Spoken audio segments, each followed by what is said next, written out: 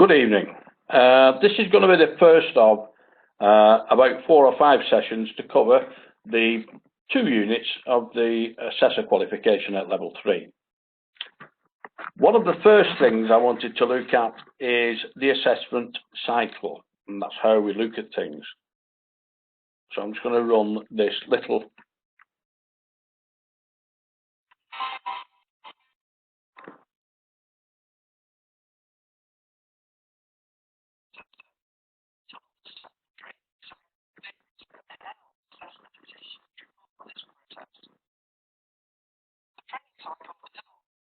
which starts with the identification of the training needs.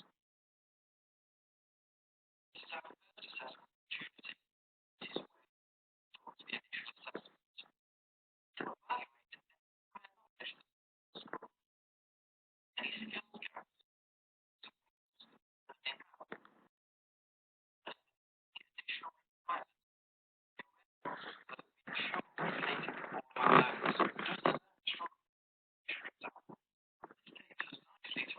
all our learners.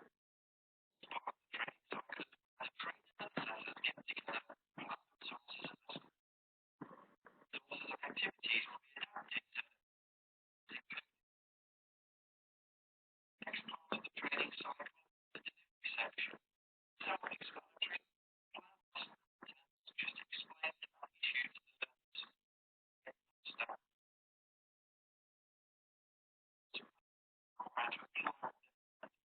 It's also a task or demonstration. This is the applied learning section. So how to show methods, take on evaluation. This could be part of the self-assessment, peer assessment, formative or summative. As part of the evaluation assessment, issue to the learner, and that's written. What is done by that? Is there anything that needs to be? Have they completed and demonstrated full completion of all criteria? If they haven't, training cycle is over. If parts are missing, you need to start by getting any additional training. Whole cycle starts all over again. This is the training cycle. Thank you very much for listening.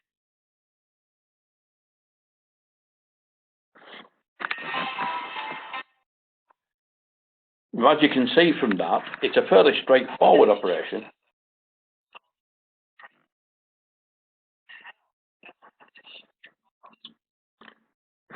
Sorry, that carries on. One of the things that we need to look at is initial assessment. Before any major assessment is done, we must find out what the learner knows and what it doesn't know, and what we need to do, whether we need to put any sort of adjustments into what we do to make sure that the learner is fully catered for. It may be a group, or it may be a one-person product where you're actually delivering to just one learner only.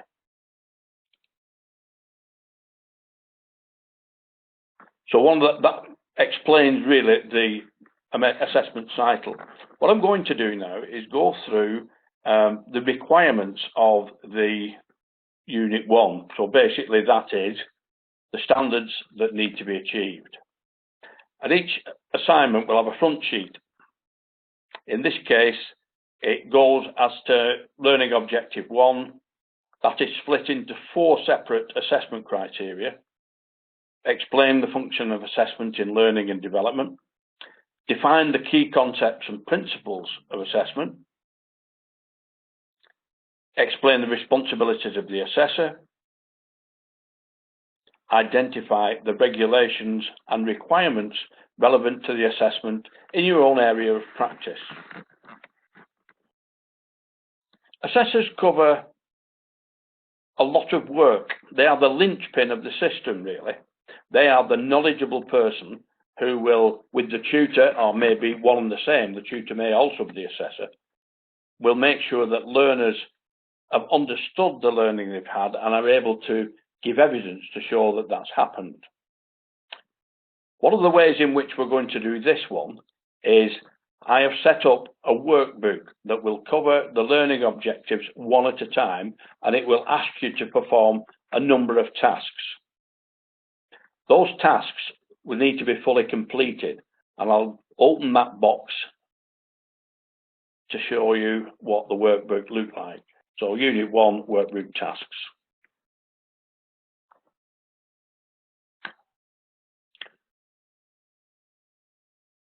So, Assessor Unit 1, Learning Objective 1, 1.1, 1.2.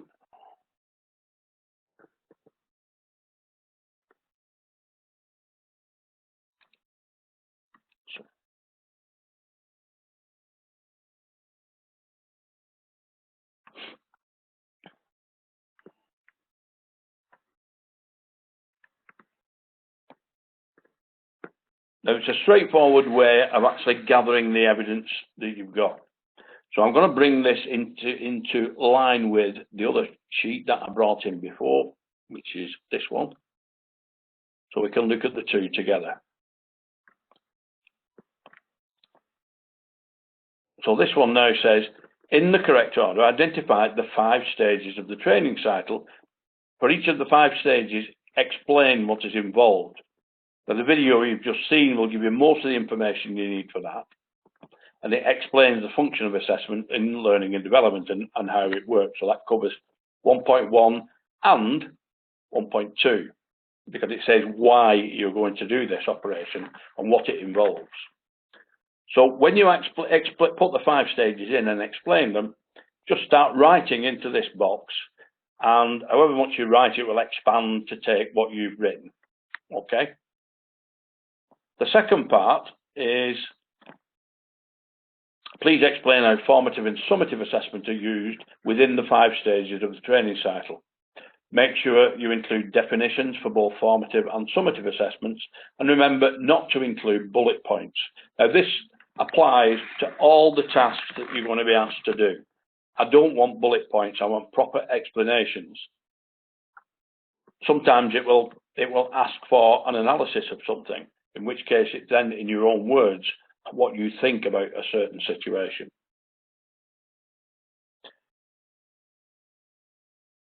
As I said, the boxes will expand to cover what you want to write. Close that one.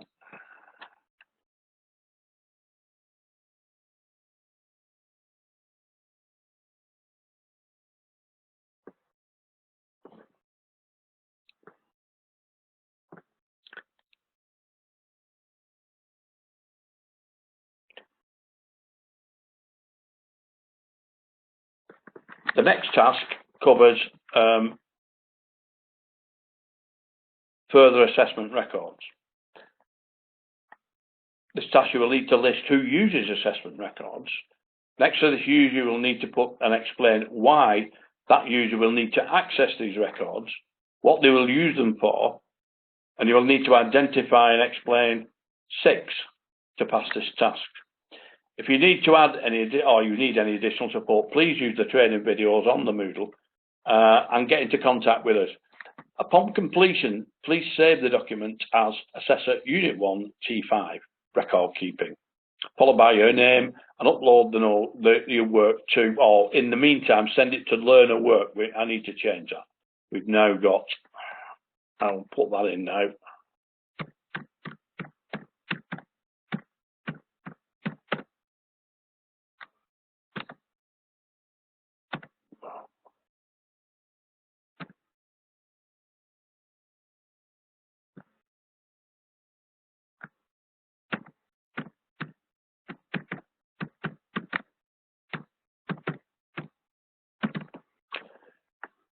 That's now corrected, and that's where you will send it into once it's complete.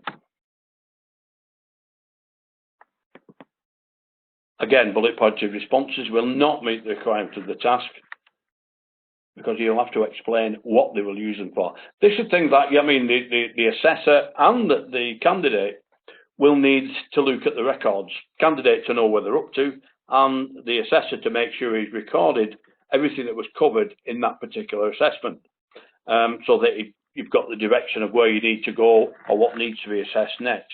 And that will obviously go into the assessment plan. Another person that will need to see these are the internal quality assurer. This is the person within the organisation who checks the assessor's work periodically, not all of it, just samples of it, to make sure that the assessor is fairly assessing a cost of qualification, and you know, there are no errors creeping in. And it's his job mainly to liaise between the awarding body, the management of the centre, and the candidate and the assessor, of course, and obviously do reports to all those. So he will need to work.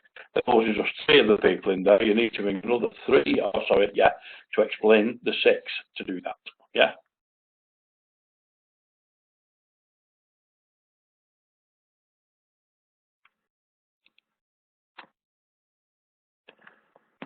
I've saved that change, so now it shouldn't occur again. So we're looking at 1.1 again.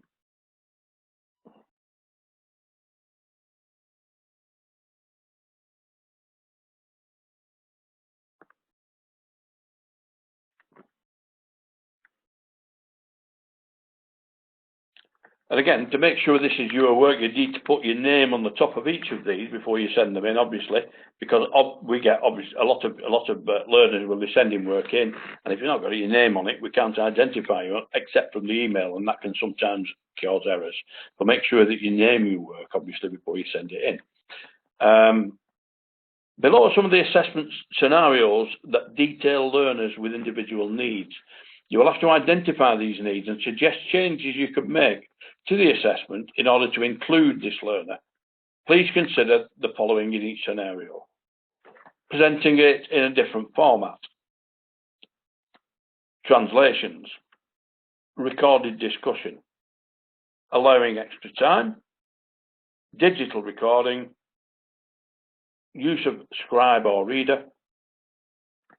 And adapted for use with a computer or e-assessment, e-portfolio, online submissions, online exams. In our case, we're not going to do online exam, but certainly you'll be building an e-portfolio with these 2 units to gain your level 3 qualification in assessment. Again, the use of bullet points is not accepted. Scenario 1, you've been chosen to set a written exam to assess your learners. However, you were aware that one of your learners has a visual impairment, which makes it very hard for him or her to read the test paper. In the box below, how you can adapt a planned assessment activity to meet the needs of this learner. Again, it's self-explanatory.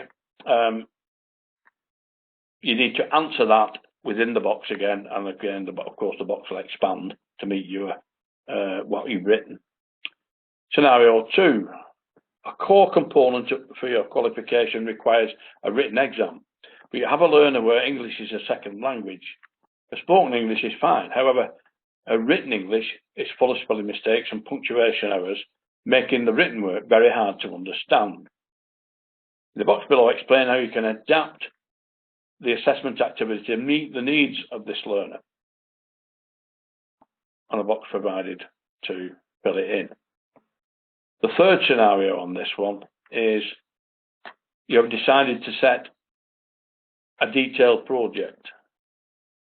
Let me just alter that slightly. A detailed project or assignment that requires multiple worksheets and documents to be put together in a folder. At times, it's essential that learners access and use information located on different sheets. You have a learner who's autistic and who struggles with organisation and working on many different documents at once. He gets very stressed when asked to use many sheets of paper or asked to put them in some sort of logical order. In the box below, explain how you can adapt a planned assessment activity to meet the needs of this particular learner. That will then complete the requirements for that particular, it's Assessor's Unit 1, T3, adapting assessment methods. Yeah. So we've covered parts of 1.1. Again, comparing the strengths and limitations of a range of assessment methods.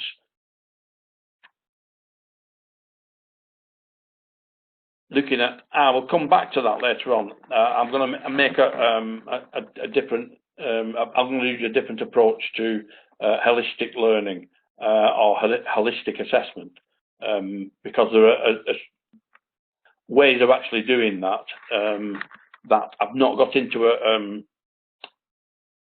a task, but you will cover it actually in one of the other tasks that we want to do. So all those 3 scenarios need to be completed to cover task 3, P3. On the close that as well because I've changed that slightly. But open this one up again now and look at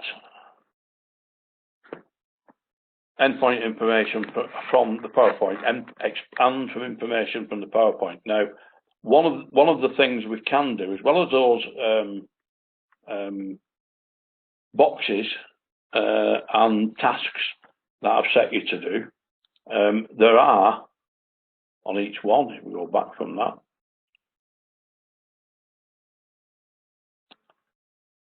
a set of PowerPoints.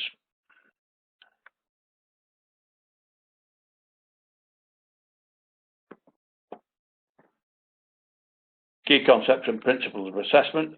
PowerPoint 2 is planning assessment, and PP3 is assessment types. Now, I'm just going to look at the first one of those.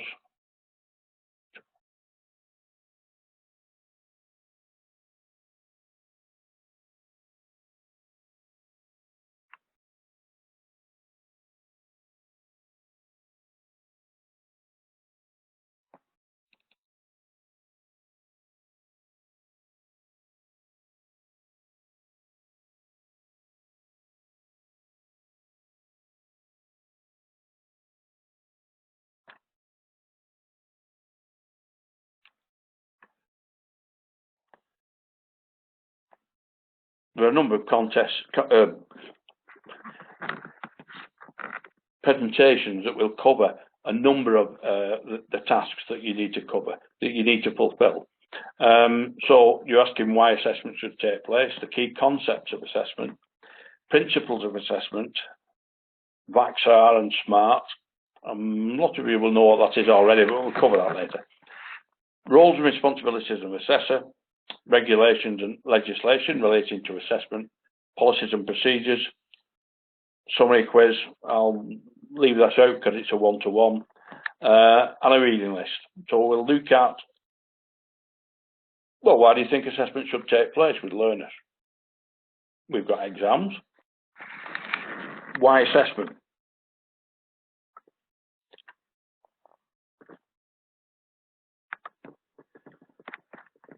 Assessment is there, and it's done to a certain extent in schools that do have exams to ascertain if learning's occurred. I mean, many a time you will have groups and certain parts of the group have understood and can show competence or understanding of what's been taught, but other parts of that group may not have that. So the assessment process is important in that it highlights where perhaps learners may get left behind if left to their own devices. So assessment in that case is formative.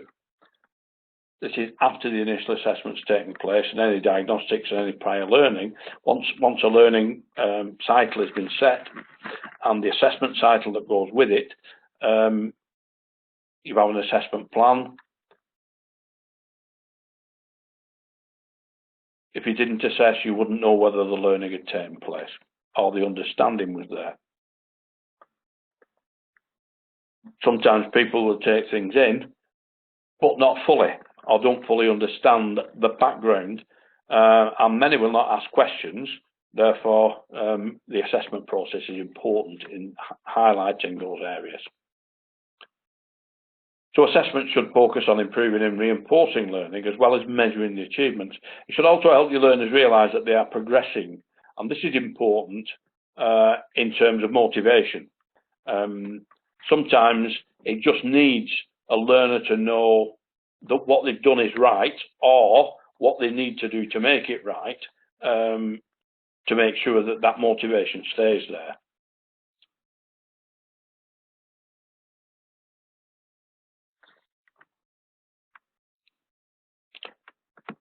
Oops, we've gone back one.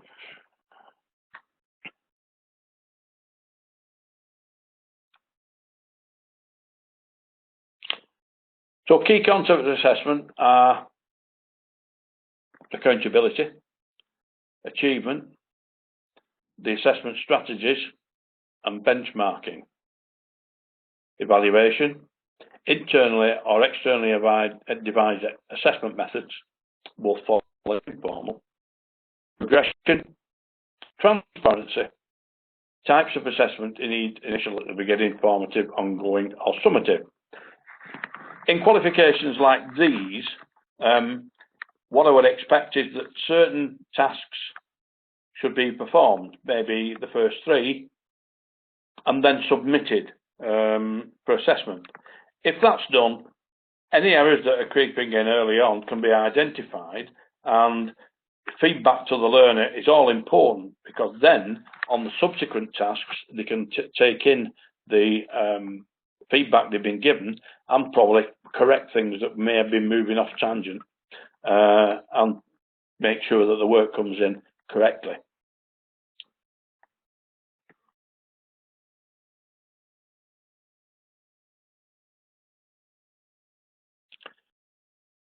Principles are how the assessment process is put into practice. For example, is it ethical, fair, safe? And the 2 important principles are known as VAXA and SMART. I said I'd come back to those, and SMART probably everybody's heard of. VAXA perhaps not so many.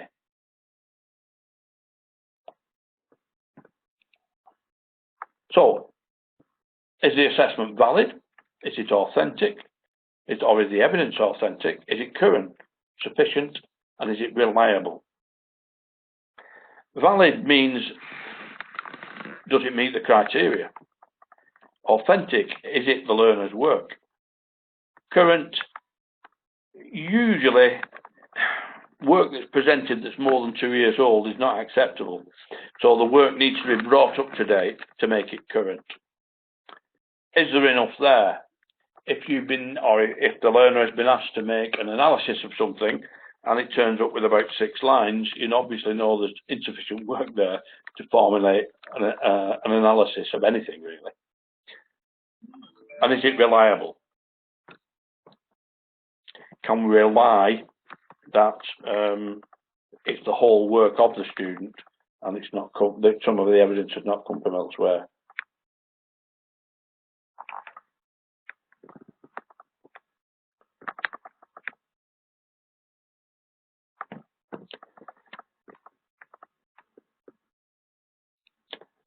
SMART, of course, is meant to task. It's specific, it's measurable, it's achievable, it's relevant, and it's time-bound. Specific, it means that it's worked to specific criteria. It's measurable. You can say what's been achieved and not achieved. It is achievable. It's not out of reach. It's relevant to the learning objectives, and it doesn't drag on forever. It has a time limit on it, so it needs to be in by a certain time. At uni, you'll be given an assignment to do, and it will have a date when it should be delivered. And the same thing applies to the assessment process.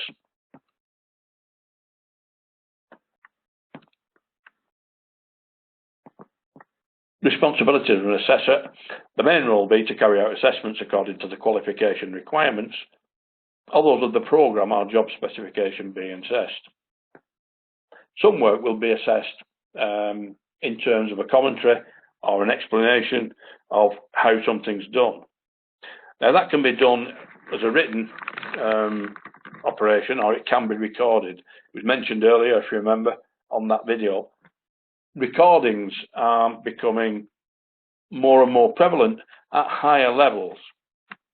If you've got somebody in a post that's been doing the job for quite a long time and has not got a specific qualification and is aiming to get there, much of the work can be done by recorded professional discussion. This can be audio, but preferably video, and recorded on, well, today it doesn't need to be a CD. You record it on an MP3 or a pen drive. That can be then accessed by other people that need to see it, such as the internal verifier or internal quality assurer, who can pick out and sample parts of that discussion.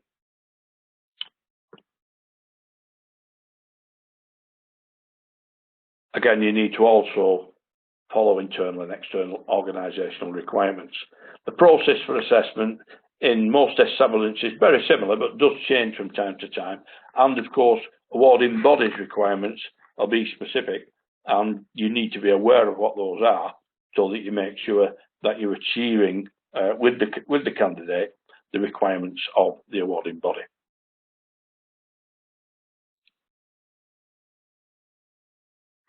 So what do you think your responsibilities are?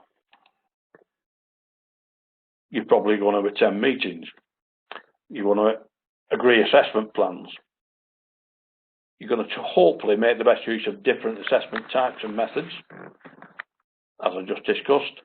You'll review the learner progress, making sure they know where they're up to, and you've got it recorded properly, and motivate the learner to actually get involved in their own process. And standardising practice with other assessors, completing and maintaining records. Again, those are the assessment records. Standardising practice with other assessors. I'll go into that a little bit deeper. As IQA, I need to call in assessors that are assessing the same qualification.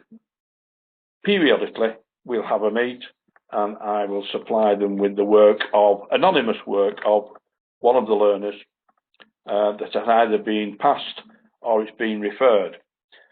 What I will ask them to do is make their own assessments of that piece of work. It's going to be a section of work. It won't be a whole unit or anything like that. And then once they've made their assessment, we have a round table meet and discuss who's passed it, who's not passed it, and justify the reason you have. That will then clarify any anomalies that's cropped up in there, and be able to make sure that the assessments are fair right across the qualification.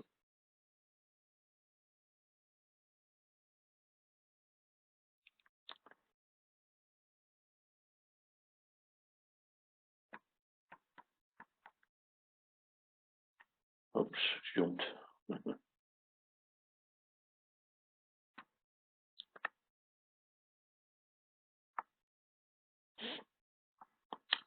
Giving constructive and developmental feedback to learners. In formative assessment, developmental feedback is all important. It may be that the learner's sent work in that's excellent, just say so. You need to continue in this line, that's excellent, you full understanding shown, etc., etc. But again, if it's not meeting the standard, and it's quite away from meeting the standard, then you need to put that feedback in and say why it's not meeting and what needs to be done to bring it up. Identifying and dealing with barriers to fair assessment. We've mentioned, learners with difficulties one way or another, so you need to identify and be able to do that. And one of the tasks on one of those sheets was giving you actual scenarios to deal with. Making judgments based on the assessment requirements. Maintaining continual professional development itself, and people who may have been assessing for quite a while do this qualification because it's now becoming necessary industry-wide. Supporting learners with special assessment requirements and dealing with sensitive issues in a supporting manner.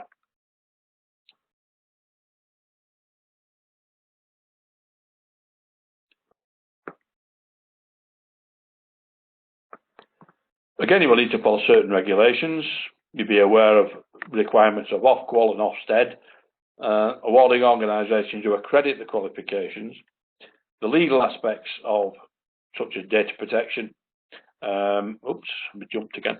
Legal aspects of such as Data Protection Act, Health and Safety at Work Act, etc., safeguarding vulnerable groups, equality, Counterterrorism and Security 2015 Act.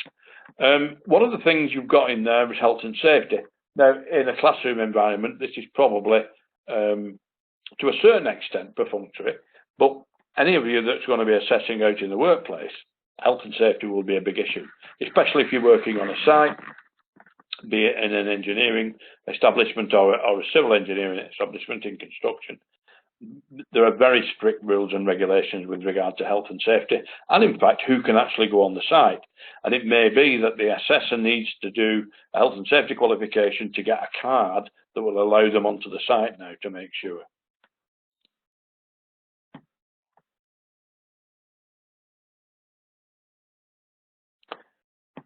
Again, this Act is for all organisations to hold and process personal data. It was passed in 1998 and extended 2003, and it's just been extended again, actually, to meet certain, to include the type of data that is collected now is really important, and GDPR, I think it's called now. Right.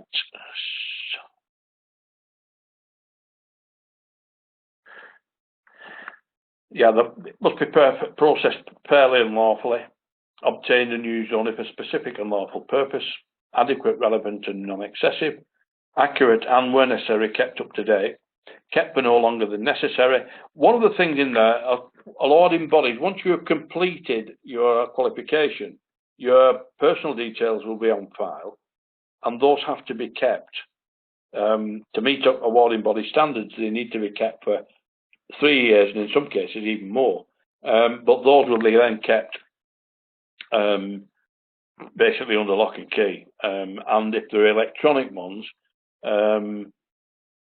those are then kept, and they're encrypted, and only certain people can access those. And those are the ones that's been involved with it in the first place, which will be IQA and Assessor mainly, and any centre administrative staff that deal with that, centre coordinator, etc.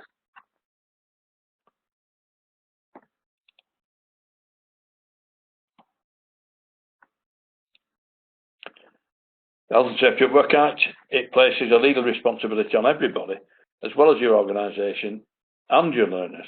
If you see potential hazard, it's up to your responsibility to do something about it before an accident occurs. Even this is just reporting to the relevant person within your organisation. A number of those potential hazards are covered to a certain extent in the areas I've just mentioned before, which is mechanical and civil engineering and electrical engineering.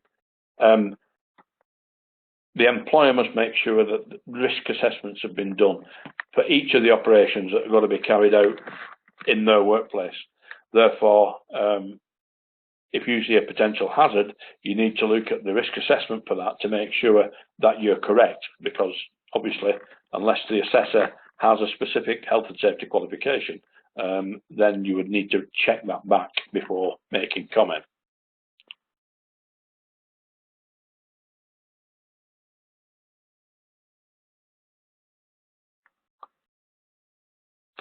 Safeguarding is a term used to refer to duties and responsibilities that those providing a health and social or education service have to perform and protect individuals and vulnerable people from harm. A disclosure barring service, DBS, is in place to check on staff if necessary.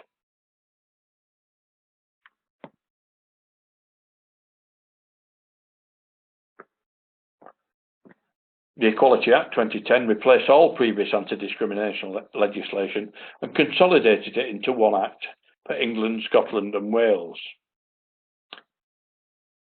It provides rights for people not to be discriminated against or harassed because they have an association with a disabled person or are wrongly perceived as disabled in some way.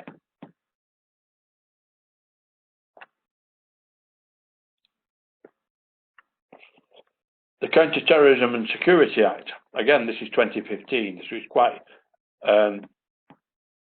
relevant and new legislation. It applies if you work with learners who are at risk of becoming radicalised. The prevent duty is part of this act. Prevent duty and safeguarding resources are available free at, and you can have a look at that actually. That links into prevent for feandtraining.org.uk. It's worth remembering that many training organisations now will be involved in asylum seekers and refugees coming into the country, and therefore we need to make sure that they're fully looked after and make sure that the radicalisation is not an issue. Again, looking at organisational policies and procedures you have to follow. These differ from, obviously, from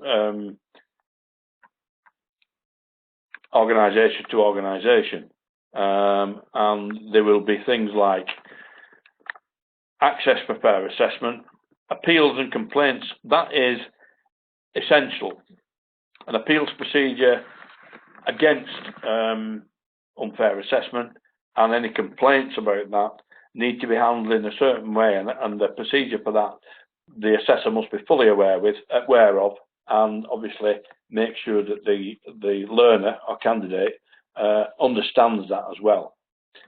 Having said that, I've been assessing for a very long time now, probably nearly 30 years, and in that case I've never had an appeal or complaint against the assessment process that we've fulfilled.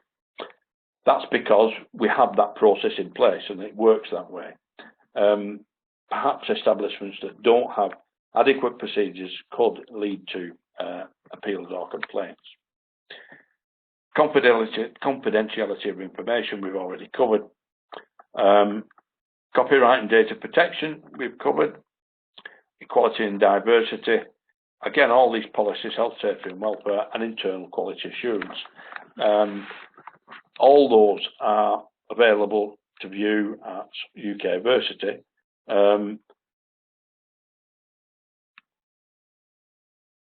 But they're all in place.